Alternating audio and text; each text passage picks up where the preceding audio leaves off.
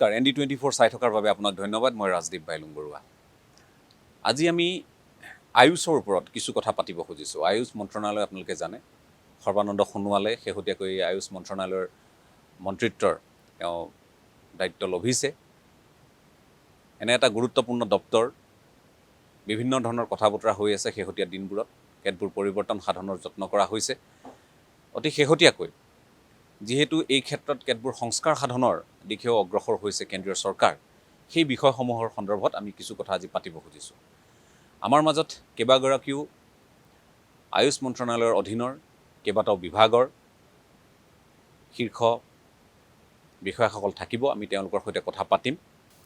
এই মুহূৰ্তত আমাৰ সৈতে যিহেতু উপস্থিত আছে ডক্টৰ পদ্ম গুৰমিত, তেখেত হৈছে নেশ্যনেল ইনষ্টিটিউট অৱ সোৱা ৰিগবা, এই দপ্তৰটোৰ তেখেত বৰ্তমানৰ সঞ্চালক। আমি তেখেতৰ সৈতে কিছু কথা পতাৰ যত্ন কৰিম, লগতে কি ধৰণে আয়ুষ মন্ত্ৰণালয়ৰ অধীনৰ বিভিন্ন শাখাত কাম হৈ আছে সেই সন্দৰ্ভত কেতবোৰ তথ্য আপোনালোকক জনোৱাৰ प्रयास करीम। आपका स्वागत है गुरमीत जी। आयुष के अंदर, आयुष के तहत जो भी शाखाएं हैं उनमें आयुर्वेदा है, उनमें योगा एंड नेचुरोपैथी है, उनमें यूनानी है और साथ में सिद्धा और सोवा रिगबा, और उसके बाद है होम्योपैथी। ये अलग अलग जो शाखाएं हैं, ये हम बोल सकते हैं कि जो परंपरागत चिकित्सा पद्धति अलग अलग कोने में है देश की, इसमें से बहुत ही अहमियत रखने वाला एक चिकित्सा पद्धति है सोवा रिगबा। खास करके लद्दाख हो, अरुणाचल प्रदेश, दार्जिलिंग, कालिम्पोंग, ये सब इन सब इलाकों में है। तो आयुष फॉर्म होने के बाद, आयुष गठन होने के बाद सोवा रिगबा के ऊपर किस तरह से अभी काम किया जा रहा है, और साथ ही हम ये भी जानने की कोशिश करेंगे कि सोवा रिगबा जो इसका चिकित्सा पद्धति है उसके ऊपर अलग अलग हिस्सों में किस तरह का अवेयरनेस आज के डेट में है। Thank you. जैसा आपने अभी बताया, आयुष जो है एक एब्रीवेशन है, तो इसमें अगर आप इंडियन मेडिकल हेरिटेज को देखेंगे तो उसमें 2 टाइप्स ऑफ मेडिकल सिस्टम हैं। वन जो कि codified classical system of medicine है, जिसमें अभी आपने आयुष के जिन मेडिकल सिस्टम्स का नाम लिया वो है, और दूसरा हमारे पास फोक ट्रेडिशन है, जिसको हम दादी माँ के नुस्खे या ट्राइबल हेल्थ नॉलेज या उसकी तरह फोक हीलिंग की तरह जानते हैं। तो इस codified classical system of medicine क्या है, जो सिस्टम ऑलरेडी डॉक्यूमेंटेड है, जिसका प्रिंसिपल्स है, थ्योरी है, लिटरेचर है, तो ये वेल कोडिफाइड है। तो इन सिस्टम्स में से सोवा रिगबा चिकित्सा पद्धति जो है भारत की बौद्ध चिकित्सा पद्धति है, जो जब तक भारत में बौद्ध धर्म का प्रचार प्रसार था तब तक ये चिकित्सा पूरे भारतवर्ष में फुलित था। लेकिन जो ही बुद्धिस्ट हेरिटेज, बुद्धिज़्म और उससे एसोसाइट जितने भी आर्ट, कल्चर, साइंसेस है, वो धीरे धीरे यहाँ से लुप्त होना शुरू हो गया। लेकिन लकीली उसी टाइम पे इंडिया की नेबरिंग कंट्रीज़ जैसे तिब्बत है, वहाँ से delegates after delegates scholars India में, इंडिया के एमिनेंट यूनिवर्सिटीज़ में, नालंदा, तक्षशिला, विक्रमशिला, इन सब में इंडियन हेरिटेज को पढ़ने के लिए स्कॉलर्स के डेलीगेशन भेजे, और उनमें से सोवा रिगबा चिकित्सा पद्धति भी एक है, जिसका ट्रांसलेशन लगभग एक चतुष्तंत्र ग्रंथ है, जो जिसका ओरिजिन भगवान बुद्ध से हम लोग मानते हैं। अच्छा। तो भगवान बुद्ध ने इस चिकित्सा पद्धति का सबसे पहले प्रवचन किया, जो कि हमारे बिहार के आसपास एक सुदर्शन वन हुआ करता था, वहाँ इसका प्रवचन पहली बार किया करके ऐसा कथन है। उसके बाद स्लोली जितना भी इंडियन मास्टर्स हैं, जिसमें आपके जीवक हुआ, नागार्जुना हुआ, वकबट हुआ, चंद्रनंदन, जो लीनेज में चलती रही, और ये सिस्टम फर्दर डेवलप होती रही। इवन आप आयुर्वेदिक का हिस्ट्री भी देखोगे तो मैक्सिमम आयुर्वेदा का ग्रोथ कब हुआ, बुद्धिस्ट एरा में हुआ। तो इसी तरह से सोवा रिगबा चिकित्सा पद्धति जो है हमारे इंडिया का एक बहुत ही इम्पोर्टेंट मेडिकल हेरिटेज है, जिसका अर्थ है सोवा मीन्स हीलिंग, रिगबा मीन्स साइंस, चिकित्सा विज्ञान भी हम कह सकते हैं अपने लैंग्वेज में। तो ये फॉर्मली आयुष में कब इनकॉर्पोरेट हुआ, अगर आप कहेंगे तो इसका इनकॉर्पोरेशन आयुष में 2010 में हुआ, After a lot of struggle from this Himalayan region, Government of India has formally recognized this system as a Ayush system of medicine in 2010, and it came into force from January 2012. उसके बाद पूरे देश में, जैसे कि मैंने आपको कहा, आप पूरे हिमालयन रेंज में इस सिस्टम का प्रिवलेंस है, और इनफैक्ट ये जो है इन स्टेट्स का ट्रेडिशनल सिस्टम ऑफ मेडिसिन है। जैसे आपके नेबर में सिक्किम है, सिक्किम का ट्रेडिशनल मेडिसिन क्या है अगर पूछेंगे तो ये सोवा रिगपा है, या जो हमारे आमची चिकित्सा के नाम से ज़्यादा जानते हैं सिक्किम में। उसी तरह से अरुणाचल का मोन तावांग एरिया है, वहाँ का भी ट्रेडिशनल मेडिसिन है। तो ये सारे सिस्टम को गवर्नमेंट ने लीगलाइज किया, एक लेजिटिमेसी दी 2010 से। उसके बाद ऑनरेबल प्राइम मिनिस्टर ने अभी एक नेशनल इंस्टीट्यूट इस्टेब्लिश करने के लिए अनाउंस किया 2019 में, तब से एक नेशनल इंस्टीट्यूट एग्जिस्टेंस में है। तो हम ये जानना चाहेंगे कि सोवा रिगपा, क्योंकि आपने बोला कि नॉर्थ ईस्ट में अरुणाचल प्रदेश में है, सिक्किम में है, तो क्योंकि हम नहीं जानते इसके ऊपर, मैं नॉर्थ ईस्ट का हूँ, मुझे हाँ ये पता है कि अरुणाचल में कहीं ये ट्रेडिशनल जो मेडिसिनल सिस्टम है, मेडिसिन सिस्टम है, या हम बोल सकते हैं कि चिकित्सा पद्धति जो भी है, जो बिल्कुल ही परंपरागत है, इसके ऊपर इतना ज़्यादा आभास हमको नहीं है, और जागरूकता भी बहुत सारे लोगों में नहीं है, नॉर्थ ईस्ट के भी बहुत सारे लोगों में नहीं है। तो इसको और ज़्यादा प्रोत्साहित करने के लिए, ज़्यादा से ज़्यादा लोगों को ये, ज़्यादा लोगों तक ये पहुंच सके, उसके ऊपर ज़रूर काम आप लोग अभी शुरू किए हैं। हमें लगता है, जैसे कि आपने बोला कि नेशनल इंस्टीट्यूट अब सोवा रिगपा के ऊपर अभी बना है। हम ये जानना चाहेंगे कि इसके ऊपर जागरूकता सबसे बड़ी चीज़ है, लोगों में होना चाहिए, तो इसलिए इसमें क्या क्या चीज़ें इस्तेमाल होता है, ये थोड़ा अगर आप बयां करें। जैसा कि आपने राइटली पॉइंट आउट किया कि इवन नॉर्थ ईस्ट के आप नॉर्थ नेबरहुड में हैं, जैसे ये सिक्किम का ट्रेडिशनल मेडिकल सिस्टम है या अरुणाचल का मेडिकल सिस्टम है। सचमुच में आज पूरे देश में हमारे मेडिकल हेरिटेज क्या है उसके बारे में जानकारी देना बहुत ज़रूरी है।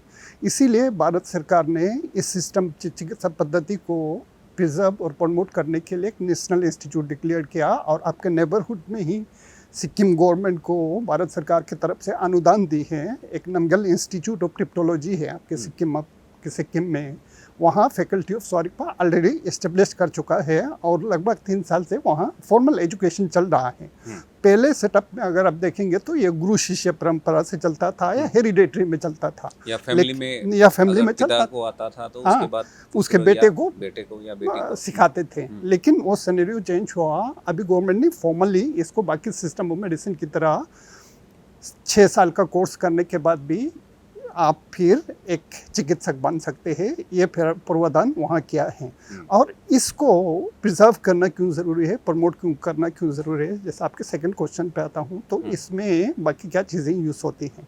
जैसे कि हम सब जानते हैं, नॉर्थ ईस्ट का सबसे बड़ा रिसोर्सेज क्या है, इसका नेचुरल रिसोर्सेज है, जिसमें बायोडाइवर्सिटी सबसे मेजर कंपोनेंट है। तो उसमें कितने सारे हब्स आपके नॉर्थ ईस्ट में हैं, तो बहुत सारे आपके ट्रेडिशनल नॉलेज कैरियर्स हैं जिनको पता है कि ये पर्टिकुलर जड़ी बूटी इस बीमारी में फ़ायदा करता है। तो इस तरह से हम उसका लीड लेके आप एक मॉडर्न साइंटिफिक तरीके से रिसर्च करके उसको एक इंटरनेशनल प्रोडक्ट बना सकते हैं, एक चीज़। दूसरा, अपने ही लोगों का, जैसे ये अभी तक मैंने कहा जो प्रैक्टिस करते थे ट्रेडिशनल वे में करते थे, उसको थोड़ा सा सिस्टमेटिक करके आप गवर्नमेंट ने, आपके अरुणाचल में भी स्टार्ट हुआ है, सिक्किम में भी स्टार्ट हुआ है, तो अभी गवर्नमेंट डिस्पेंसरीज में भी आपको सोवा रिगपा के यूनिट्स मिलेंगे। तो उनमें जाके आप वहाँ आप चिकित्सा ले सकते हैं। और आने वाले यूथ में इसका बहुत बड़ा स्कोप है। स्कोप इसलिए है क्योंकि जैसे हम सबको पता है आजकल ग्लोबल फिनोमिना क्या है, people are coming back to nature. So everybody is coming back to nature. Even if you look at TV, every second or third advertisement is a herbal product. So the potentials are immense. क्योंकि आपके पास वो traditional knowledge है, number 1।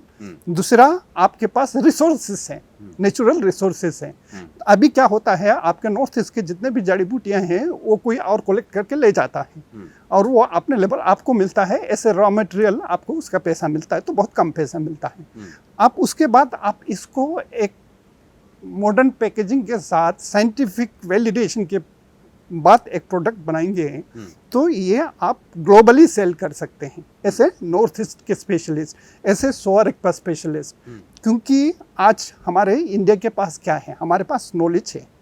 We use to be the vishwaguru, पूरे दुनिया के विश्वगुरु हुआ करते थे, तो वो नॉलेज हमारे पास अभी भी इंटैक्ट है। तो उसको कैसे एक्सप्लोर करके अपने नेचुरल रिसोर्सेज के साथ जोड़ के हम इसको एक नए पैकेज के साथ पूरी दुनिया में भारत के गौरव को ऊपर ले जा सकते हैं। ठीक है, और साथ में लेकिन ये भी जानना ज़रूरी होगा कि आपने जैसे कि बोला कि 6 साल का एक कोर्स है जिसमें आपको, जैसे कि आप MBBS करते हो तो इसमें भी डिग्रियाँ या ये सब प्रावधान इसमें है।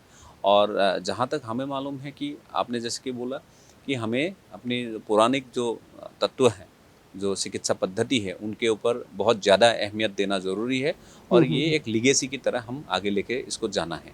लेकिन हमने देखा है कि सोआरिकपा हो, आयुर्वेदा में तो हमको हल्का फुल्का जो भी है मालूम है। आयुर्वेदा के ऊपर लोगों का विश्वास धीरे धीरे अभी बढ़ता हुआ आज के डेट में हम देखते हैं। जैसे कि यहाँ पे ऑपरेशंस भी आयुर्वेदा में, आयुर्वेदिक कॉलेज में काफ़ी महत्वपूर्ण ऑपरेशंस हुए हैं, वो भी हमको देखने के लिए मिला है, जिसके ऊपर बहुत सारा अभी आलोचनाएं भी हैं, लोगों ने बहुत सराहे हैं इन सब चीज़ों को।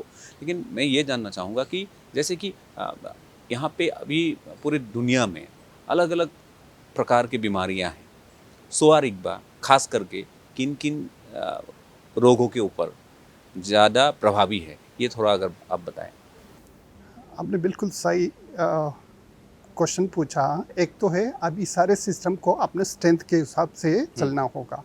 तो अगर आप ट्रेडिशनल मेडिकल सिस्टम्स को देखेंगे तो इसका स्ट्रेंथ क्या है, क्रोनिक डिसीज में जहाँ एलोपैथी के पास कोई आंसर नहीं है, जो खाली कंट्रोल करते हैं, क्योर नहीं होती है, उस तरह के मेडिकल सिस्टम्स में लोग, पेशेंट क्या है कि साइड इफ़ेक्ट से फेड अप होते हैं और कोई बीमारी आप ठीक करने जाते हैं तो दूसरा बीमारी आपका पैदा हो जाता है।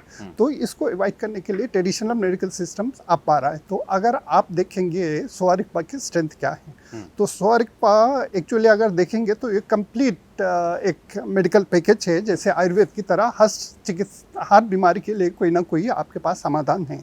लेकिन इसका पार्टिकुलर स्ट्रेंथ अभी लोग किस में ज़्यादा लोग हमारे पास पेशेंट आते हैं जो क्रोनिक डिजीज़ हुआ, जैसे आप जॉइंट पेन आजकल एक कॉमन सा चीज़ हो गया है, सारे को एवरी थर्ड पर्सन है से आर्थराइटिस, जो जॉइंट रिलेटेड प्रॉब्लम्स है, एज रिलेटेड हो या लाइफस्टाइल रिलेटेड हो, तो उस सब में बहुत अच्छा आपको फ़ायदा करता है, एक नंबर 1, क्योंकि उसके हमारा ये system of medicine higher elevation है में है, जो हिमालयन बेल्ट में है वहाँ ज़्यादा है। उसके साथ आपके साथ है पाचन से जुड़े हुए, जैसे जितना भी अगर आप देखेंगे लिवर रिलेटेड हो, आपके डाइजेशन रिलेटेड हो, उसमें जितना अच्छा मेडिसिन बाकी ट्रेडिशनल मेडिकल सिस्टम्स में है, उसी तरह सोआरिकपा में बहुत अच्छे आपके पास मेडिसिन है, जिससे आपके लीवर के फंक्शन को इम्प्रूव कर सकते हैं, जिससे आपके डाइजेस्टिव फंक्शन को इम्प्रूव करता है और बॉडी स्ट्रेंथ के लिए।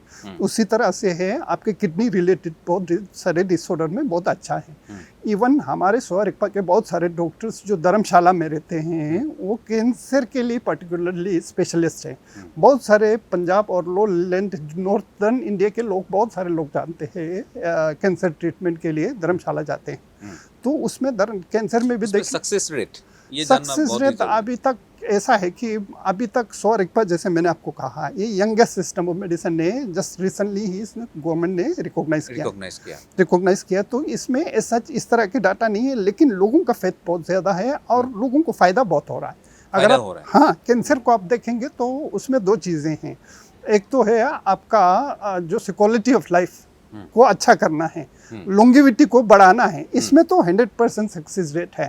तो अगर आप कहेंगे कि फुल ट्रीटमेंट में कितना है, तो उस पर अभी रिसर्च करना बाकी है, लेकिन आपके क्वालिटी ऑफ लाइफ को बेटर करता है, वो 100% प्रूवन है और लॉन्गेविटी को बढ़ाती है। इसमें स्पिरिचुअल एडिशन है, इसमें बहुत सारे स्पिरिचुअल, जैसा कि मैंने आपको कहा, इसका ओरिजिन भगवान बुद्ध से है।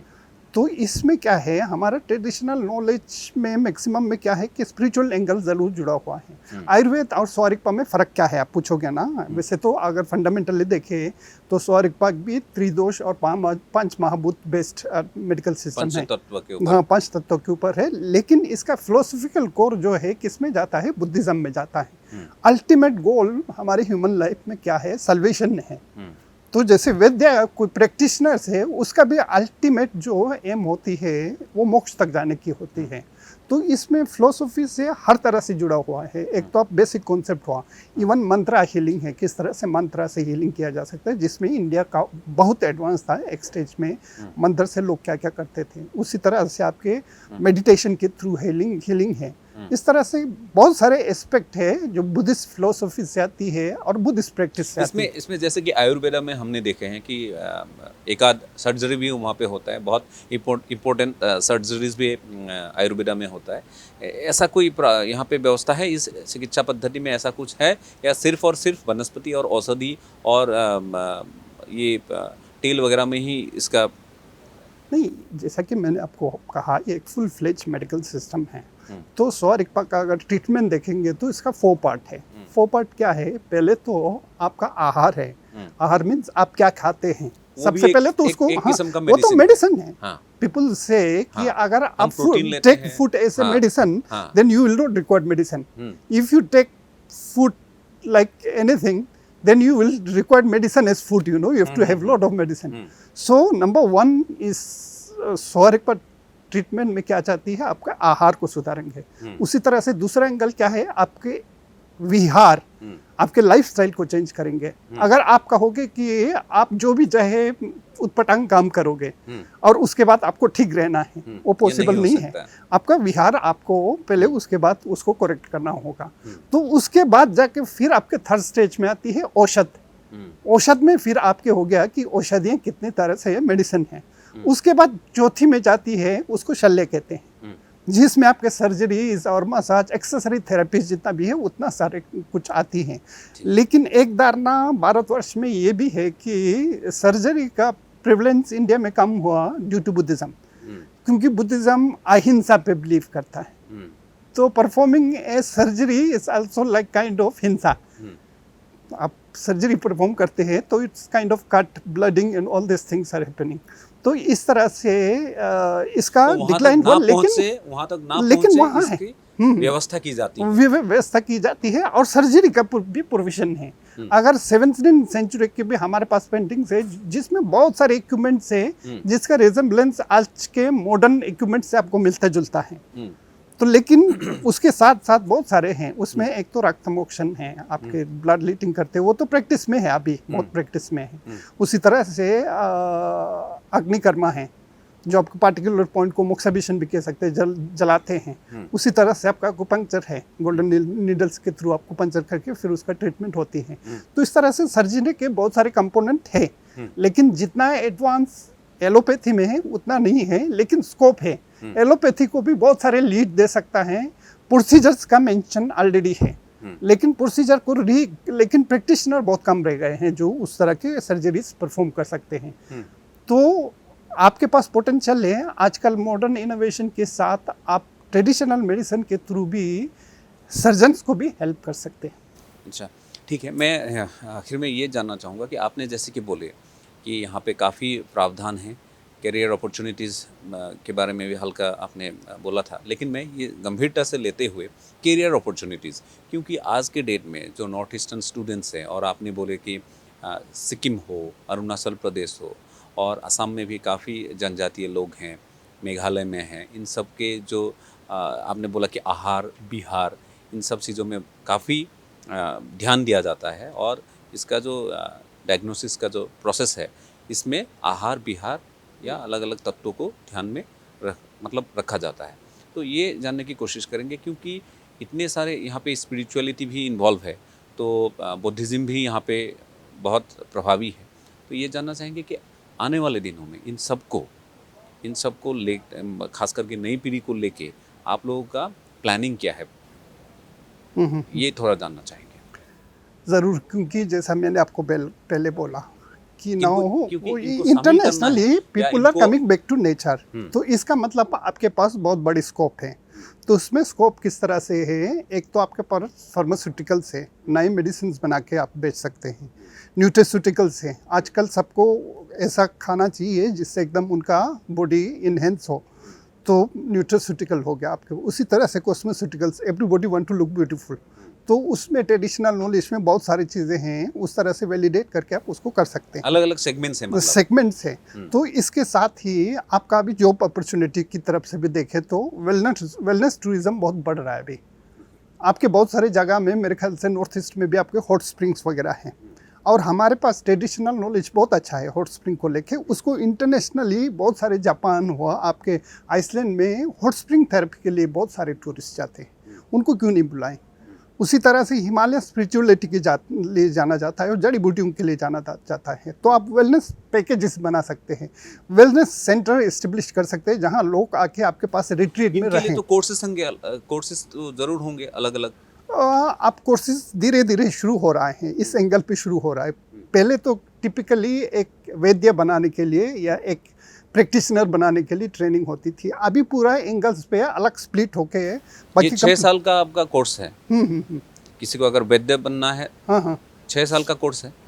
तो उसके बाद मान लीजिए कि किसी आदमी को, किसी भी नई पीढ़ी के किसी भी नौजवान को सेल्फ एम्प्लॉयड होना है, इसके ऊपर वेलनेस टूरिज्म के ऊपर आपने जैसे कि बोला, तो उनको इसमें शामिल होने के लिए तो उनके लिए अलग अलग शॉर्ट टर्म कोर्सेज शायद होना पड़ेगा। हाँ, होना पड़ेगा। लेकिन अभी जो मेजर नेशनल इंस्टीट्यूट्स है आयुष के, बाकी इंस्टीट्यूशंस इसकी तरफ बढ़ रही हैं।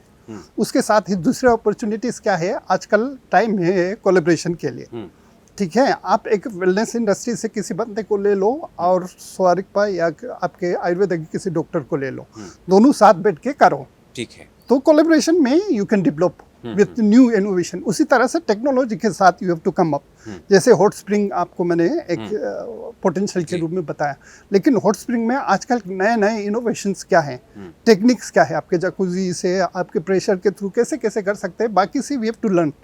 तो कोलैबोरेशन में मिलके मेरे ख्याल से ये प्योरली एक आयुर्वेदिक ग्रेजुएट कर सकता है। तो अगर उसमें पोटेंशियल है, पॉसिबल है, लेकिन अगर आप कोलैबोरेट करके किसी और फील्ड के लोगों के साथ करेंगे तो इसमें वाइडर आपका वो आ जाएंगे। जैसे स्टैटिस्टिक्स क्या है, मतलब ये जानना चाहेंगे कि आपने वैद्य के बारे में बोला जो सवारिकमा में माहिर है, स्पेशलिस्ट है, तो स्टैटिस्टिक्स क्या बोलते हैं, तो कितने लोग हैं होंगे पूरे देश भर में, जो मान लीजिए कि मैं अरुणाचल में हो, आसाम में हो, कहीं पे अगर मैं वेलनेस सेंटर में स्टार्ट करूं या वेलनेस टूरिज्म पे मैं जाऊं, तो कितने ऐसे लोग हैं होंगे? क्योंकि मुझे नहीं लगता बहुत ज़्यादा लोग हैं, क्योंकि ये गुरु शिष्य परंपरा से प्रेरित है और साथ ही में फैमिली में पिता से पुत्र या ऐसे एक लिगेसी एक चलता जा रहा है। तो मैं ये आपसे जानना चाहूँगा कि स्टैटिस्टिक्स क्या बोलते हैं।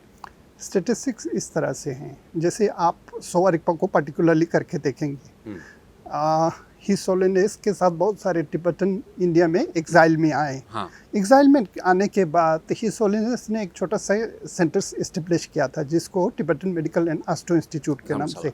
लेकिन वो अपने आप में अभी तिब्बतन्स के लिए सबसे बड़ा इंडस्ट्री है। तो हर जगह उनके अब through out India almost 60 centres है जो उनका फंक्शन करता है और सेल्फ सस्टेन है। तो वहाँ 100,000 ऑफ लोग एम्प्लॉयड है, काम करते हैं। उसी तरह से आप अगर बाहर के कंट्रीज में देखेंगे तो मान लो मैंने आपको पहले तिब्बत का रेफरेंस दिया था, तिब्बत में इसका प्रैक्टिस है। तो I have got an opportunity to visit some parts of China which used to be Tibet. तो वहाँ ये सबसे बड़ा इंडस्ट्री है, सबसे बड़ा इंडस्ट्री। वो लोग वेलनेस के इतने सारे प्रोडक्ट बेचते हैं और इवन उनके हॉस्पिटल, ट्रेडिशनल मेडिकल सिस्टम के हॉस्पिटल हमारे दिल्ली के अपोलो हॉस्पिटल से भी बड़ा है, that I have seen my self. तो इतना बड़ा अपॉर्चुनिटी है। और इंडिया में भी मैंने आपको एक सक्सेस स्टोरी बताया कि जैसे उन्होंने यहाँ आने के बाद एस्टेब्लिश करके थ्रू आउट इंडिया फैल गए। तो उसी की तरह आपके अनफॉर्चुनेटली सवारिकपा को गवर्नमेंट रिकॉग्निशन की ज़रूरत क्यों था? सबसे बड़ा थ्रेट था हमारे जहाँ ट्रेडिशनल प्रैक्टिशनर हुआ करता था सिक्किम में, स्टूडेंट्स नहीं आ रहा था। क्यों नहीं आ रहा था? जॉब अपॉर्चुनिटीज़ नहीं था। अभी अभी है, वो माहौल बन गया है। अभी माहौल बन गया है, इंस्टीट्यूशनलिस्ट हो गया है। पर्टिकुलरली स्टेट्स जहाँ स्वारिक पहले प्रैक्टिस करते थे उसमें वो अवेयरनेस है कि हमें अपने हेरिटेज को रीएस्टेब्लिश करना है। नॉर्थ ईस्ट को लेके कुछ आप लोग का टारगेट है? मैंने जैसे आपको ऑलरेडी बताया, एक तो हमारा सिक्किम में ऑलरेडी एक इंस्टीट्यूट शुरू हो गया, नमगल इंस्टीट्यूट ऑफ टिप्रोलॉजी। असम, अरुणाचल, आसाम, अरुणाचल में भी अरुणाचल गवर्नमेंट की तरफ से पीएचसी लेवल पे ऑलरेडी शुरू हो गया है। तो कुछ उनके मेडिकल सेंटर्स में ऑलरेडी स्वारिकपा के डॉक्टर्स हैं। उसी तरह से आसाम में ज़रूरत पड़े तो धीरे आसाम में भी इस्टेब्लिश होगा। तो उसी तरह से बाकी मेघालय हो गया, असम में भी होना है, मेघालय में भी हाँ, होना है। क्योंकि हम तो लोग जोग्राफिकली सिमिलर है। हाँ, क्योंकि फूड हैबिट जो हम खाद्याभ्यास बोले तो सबका लगभग एक जैसा ही है यहाँ पे। हर्बल्स पे बहुत ज़्यादा ध्यान देते हैं लोग, और जैसे आपने बोला कि आहार के बारे में काफ़ी ध्यान देते हैं लोग। आजकल बहुत ही ज़्यादा अपने शरीर के ऊपर कष्ट कर रहे हैं अभी कि कैसे सुधारे, कैसे अपने आप को सुधारे, कैसे बीमारी कम हो, और लोग नेचर में वापस जा रहे हैं, जैसे कि हमने ऑलरेडी डिस्कस किया।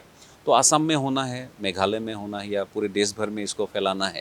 ये तो आप लोगों के हमने देखा है कि फिलहाल जो आप लोग एग्रेसिवली आयुष को लेके लोगों के बीच जा रहे हैं, उसमें फिर भी कहीं ना कहीं हमको लगता है और ज़्यादा से ज़्यादा इसमें जागरूकता की ज़रूरत है।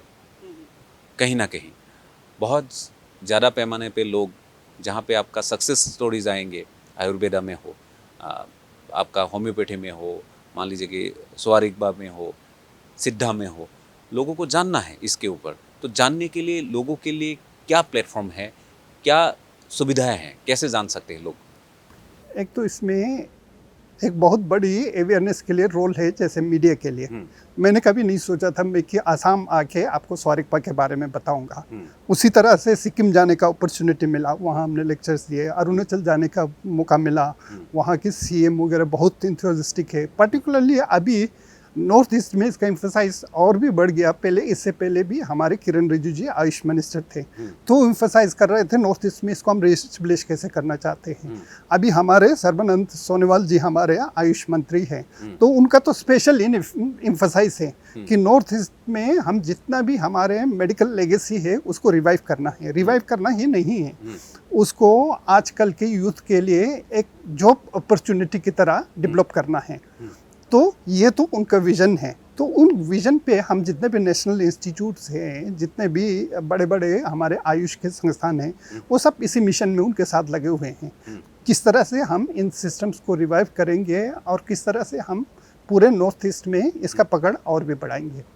जी बिल्कुल, बहुत बहुत शुक्रिया आपका गुरमीत जी, आपने इतना समय दिया, और स्वारिकबा के ऊपर काफ़ी ज्ञान हमको भी प्राप्त हुआ, और हम चाहेंगे कि लोग ज़्यादा से ज़्यादा इन्वॉल्व हो इन सब चीज़ों में, आयुष में, और अपना जो नई पीढ़ी जो है आयुष के तहत ये स्वारिकबा के ऊपर हो, आयुर्वेदा के ऊपर हो, और सिद्धा, ये सब चीज़, इन सब चीज़ों के ऊपर जो इंडियन मेडिसिन जो भी हैं, सिस्टम जो भी हैं, उनके ऊपर ज़्यादा से ज़्यादा ध्यान दे, और इसको लोगों के बीच ले जाए, और पूरे विश्व में इसको और ज़्यादा, हाँ, इसको, वो आपने सही कहा। जो कि अगर हम इंडिया के लेगेसी देखें तो हमारे पास क्या है, हम विश्व को गुरु हुआ करता था, हमारे पास नॉलेज था। अब उस नॉलेज को हमने रीपैकेजिंग करके मॉडर्न भाषा में पूरे दुनिया में फिर से स्प्रेड करना है। तो उसी मिशन को हमने कंप्लीट करना है। साथ में आपने यहाँ आके हमें अपॉर्चुनिटी दी स्वारिकपा के बारे में बात करने की, उसी तरह से बाकी सिस्टम्स के बारे में भी आप बात करेंगे। तो पूरे देश को जोड़ने के लिए आप मीडिया का भी एक बहुत बड़ा रोल है। तो उस रोल को अभी धीरे धीरे, मैंने भी बहुत सारे चैनल्स को इंटरव्यू दिया है। पहले स्वारिकपा के बारे में सुना भी नहीं होगा, लेकिन अभी हाल ही में भी डीडी नेशनल ने भी बहुत सारे प्रोग्राम कास्ट किया है। तो इस तरह से पूरे देश में हमारे जागरूकता बढ़ते जाएगी, और लोग इसमें जुटते जाएंगे, और लोगों के स्वास्थ्य को अच्छा करेंगे, और पूरे दुनिया के ग्रोथ के लिए हम भारत की तरफ से योगदान करेंगे। योगदान रहेगा। बहुत बहुत शुक्रिया आपका इतना समय देने के लिए। आसल जेहेतु आमी কৈছোঁ যে ডক্টৰ পদ্ম গুৰমিত, আৰু তেখেতে स्वारिकबार ওপৰত ক'লে। स्वारिकबार ওপৰত আপোনালোকে নিশ্চয় বুজি পাইছে, হিন্দীত তেখেতে গোটেই কথাখিনি কৈছে। কিন্তু এটা কথা ঠিক যে টিবেটান অন্যতম এটা চিকিৎসা পদ্ধতি, যি চিকিৎসা পদ্ধতি আজিৰ তাৰিখত জনপ্ৰিয় হোৱাৰ দিশে অগ্ৰসৰ হৈছে। পৌৰাণিক এটা ব্যৱস্থা, এই পৌৰাণিক ব্যৱস্থাটোক নতুনকৈ সকলোৰে মাজলৈ লৈ অহাৰ এটা যত্ন কৰা হৈছে, আৰু আয়ুষ মন্ত্ৰণালয়ৰ অধীনত আমি ভাবিম যে स्वारिकबाই উত্তৰ পূৰ্বাঞ্চলত যিটো তেওঁলোকৰ ভেটি সেইটো সুদৃঢ় কৰিব আৰু এই চিকিৎসা পদ্ধতিৰে আমাৰ যিসকল সৰ্বসাধাৰণ লোক তেওঁলোকৰ বহু এনেধৰণৰ ক্ৰনিক বেমাৰ থাকে যিসমূহ আৰোগ্য হোৱাৰ ক্ষেত্ৰত সোৱাৰিকবাই হওক সিদ্ধাই হওক এইবোৰে সহায়ক হ'ব আৰু এই কথাখিনি যেতিয়ালৈ ৰাইজৰ মাজলৈ যাব আমি ভাবোঁ যে তেওঁলোকে বিষয়সমূহৰ ওপৰত নিজস্ব ধাৰণাৰে তেওঁলোকে চিন্তা চৰ্চা কৰিব আৰু প্ৰাচীন এই চিকিৎসা পদ্ধতিৰ দ্বাৰা কিমান দূৰ উপকৃত হ'ব তাৰ পৰৱৰ্তী সময়ত তেওঁলোকে নিশ্চয় এই বিষয়টোৰ সন্দৰ্ভত নিজেও আমাক আপোনাক বা সমাজখনক অৱগত কৰিব আমি বাকী চিকিৎসা পদ্ধতিসমূহৰ ওপৰতো কথা পাতিম আয়ুষৰ অধীনত থকা বিষয়সমূহৰ ওপৰত তাৰ পূৰ্বে এটা চমু বাণিজ্যিক বিৰতি লৈ লৈছোঁ